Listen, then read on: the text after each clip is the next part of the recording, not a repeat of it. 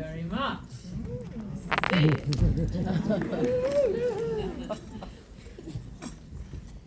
So firstly, thank you for joining us. Sexual experiences before and how she kind of admits to never having had an orgasm. That's not something that we've seen in mainstream media before. And of course doesn't apply to any Cosmopolitan reader. Because we've been told that we have to have orgasms since I started reading Cosmopolitan when I was 13. Understood. What were the kind of things in the script that attracted you to this role, Emma? It was just about everything to do with being a woman, literally everything. Your body image, the fact that nobody likes their bodies, and we've been told not to from very early on, that ticking all the boxes doesn't necessarily make you happy, that there are lots of women's shapes that you're supposed to fit into, but that might not suit you, but those choices are not available to us. That women's pleasure is not at the top of anybody's to-do list. It's just not something we're encouraged to pay attention to, or anyone is encouraged to pay attention to, young or old actually. And the interesting thing about talking to women after seeing this, young and old, is that women themselves find it quite difficult to attend to their own pleasure. It's not something that we're really encouraged to do, I think. So, I mean, not that it's a polemic at all, but just that it's about our experience. And Nancy's a very ordinary woman that we could, any of us, be. Someone who's done a job, had children, got married, had a life that you would go, what a very successful life, you know? And yet parts of it have been so cauterised and repressed and ignored that it's sort of very sad too. Yeah, I think the bit for me where she finds the label on her 90, it's like that raw emotion of trying to impress and feeling like you have to do that. It's something that you don't see that often. Daryl, my next question is for you. I know a lot of research went into playing Leo, and you kind of looked into male sex workers. Could you give us kind of some insight into that, please? Sophie Hyde, the director, had a handful of sex workers for me to speak to. We kind of did Zoom calls with them, both men and women, and I think that was a really sacred time for me, just to really garner some of their spirit and their experience, and I think what was so encouraging was I was meeting people who were completely strong in their self identity, the authority that they have over themselves, and the vocation that they found in this as well. So it was really just like an hour or two conversation with each one, and I felt I didn't want to feel the pressure to represent sex workers as a whole, because I knew that wasn't just possible. But I really just wanted to take the spirit of those people that I met and hopefully let them live in Leo to some degree. And did it kind of change what kind of perception you had of the male sex worker before you were able to kind of meet them? There was one male sex worker I met, but in terms it wasn't particularly gender orientated for me, at least. It was more just the capacity which sex work had to kind of offer something of real value to people, and I just felt like that wasn't really captured in the script ever before. It always felt reductive and diminished, so I just thought that wasn't really encouraging to see this person actually a fully realized person as well, with his own journey, his own grapples with identity and intimacy and sexual exploration. So that was kind of it. Yeah, absolutely. It's a film as much about Leo as it is Nancy, and he has his own story to tell. I haven't kind of seen a film that shines a light on female pleasure in quite the same way. How did those themes kind of develop for you as you were filming the project? And reflect them to you first. I thought it was so interesting that Nancy says she can remember this experience she had when she was 16, and I'm sure, well, not all of us, I mean, I've met women all over the world who've never had any sexual experience and who are well into their 30s and 40s, so I mean, intersectionally in the world, there's an awful lot of women who've never had any kind of pleasure of that kind, and it's refused them. But in my experience, I can remember the thrill of being young, and she's caught there. And what Leo does is he brings her back into the present and gives her body back. I mean, he sort of rebirths her in a way, and that pleasure is so connected to our body image, isn't it? It's very difficult to feel pleasure if you don't like your body. It's very difficult to associate with your body sense if you don't actually like it, or it makes you feel uncomfortable, you're uncomfortable in it. So it's all connected up, and it's connected also to feelings of shame, because we have routinely in our culture not respected sexual pleasure and sexual feelings. They're taboo, they're dirty, they're demeaning, they diminish you, they're not right, they're naughty, they're hidden. All of these things that we've all grown up with, men and women actually. And until we sort of shine that light and say, no, actually, sex and sexuality is in fact quite innocent. It's normal and human, and it's there, and we can have it. And it's not. It opens you, and it might feel like a drug, but it's not a drug. It's just hormones released by your body when it feels pleasure.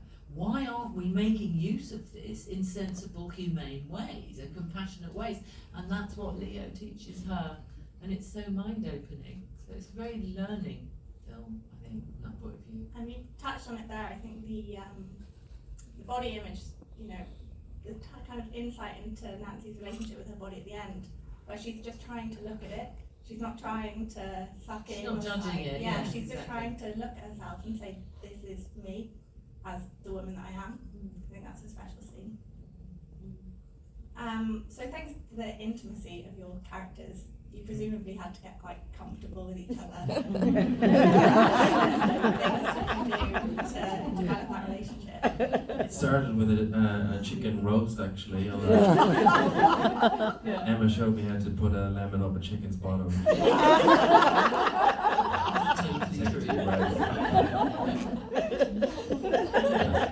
the chicken just hated it.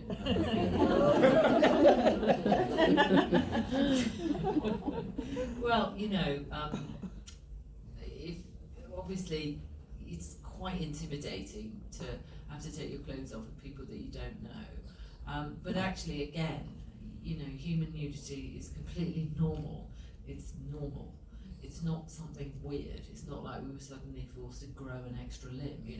We just were in a room with Sophie Hyde, our director, and she gave us the opportunity. We'd been rehearsing, but fully clothed. and then we said, well, we've got to be able to know that when we get to the end of the film, we can take our clothes off and feel that we've seen each other's bodies. It's not going to, nothing's going to come as a shock. And so and me and Daryl, the three of us, had a kind of closed rehearsal room for the day, and we just all took our clothes off, and then we talked about our bodies, about the bits that we liked, the bits that we didn't like, and the bits that felt traumatised or a bit by injury or by being told for again and again that's horrible, that piece of you is horrible in the way that we are told sometimes by parents, by peers, And I mean, I don't know what that experience, it was probably different for you, but I don't assume anything because, you think, well, Daryl's young and beautiful and so he's not going to feel intimidated by it, but actually for anybody, being nude is being vulnerable and open, and that's quite hard for us, when we're with people that we're not intimate with. And Soph was very brave, I think, because we're actors, we had to do it, but Sophie taking her clothes off. That was something she hadn't chosen except for that last moment. I think she was like, I could just see on her face, she was like, no, if I'm asking you to do this, I'm going to join you. Yeah. And I think that was quite a special moment, I have to say. I think knowing that our director was willing to kind of bear herself as much as we were bearing ourselves in the making of it, we felt completely held safe and guided, Yeah, it's like a trust that you've Yeah. built. And was that cathartic for you too as well? Yeah, absolutely. I mean, it's sort of humbling, but also elevating at the same time. see what I mean? It's just very, you're very sort of vulnerable, but also very powerful. It's funny, it's both things, very interesting. So I know I've just spoken about Sophie, and I know Katie Brand, who wrote the film, was very keen to portray a relationship that isn't romantic in the end. It ends up being kind of a friendship. Was that important to you too, as you were kind of filming, to keep in mind?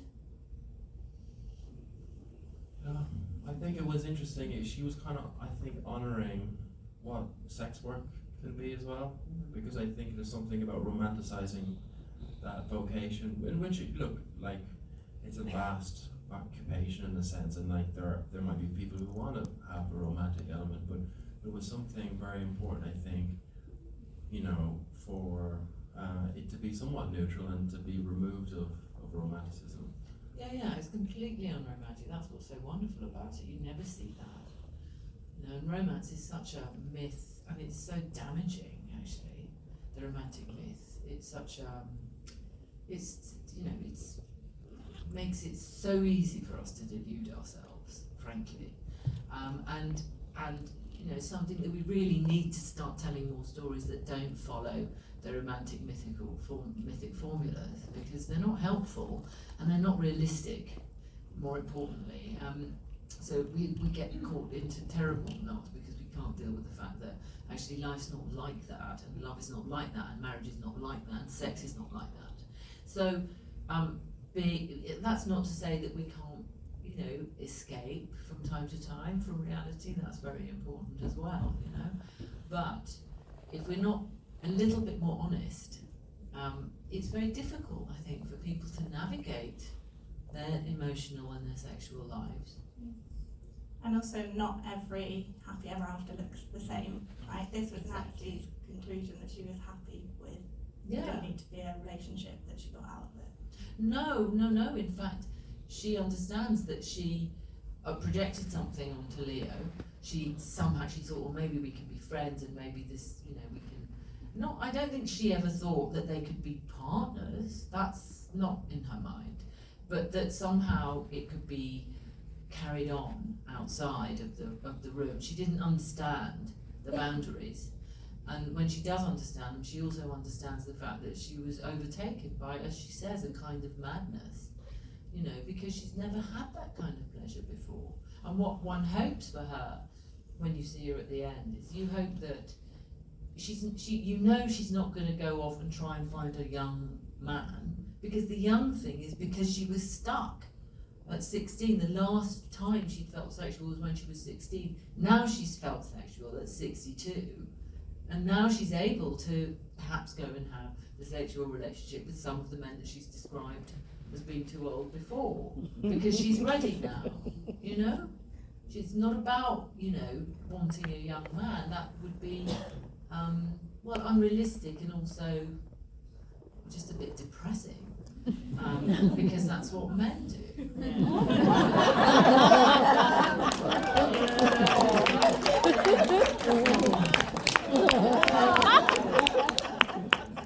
So this film is kind of touching, but also funny. There's a lot of comedic moments. Why do you think that was important to portray, Daryl? Is it touching and comedic moments? I think it was important in the sense that both are available, and that in this story, that was what touched me, was that at the flip of a coin, these people are navigating deep and true issues, and are able to laugh, have the freedom to laugh about certain things or examine certain things. And I think that's just, credit to Katie Brand, because that's amazing writing when you can just have those themes consistently flowing in the air, and at any one moment one can come up, But I think it's also important. The comedy was important because I think it also allowed people to go to the places where there's true questions being asked, and you have to feel like you're enjoying the ride as well. What were your favourite scenes to film? We loved doing the dance thing.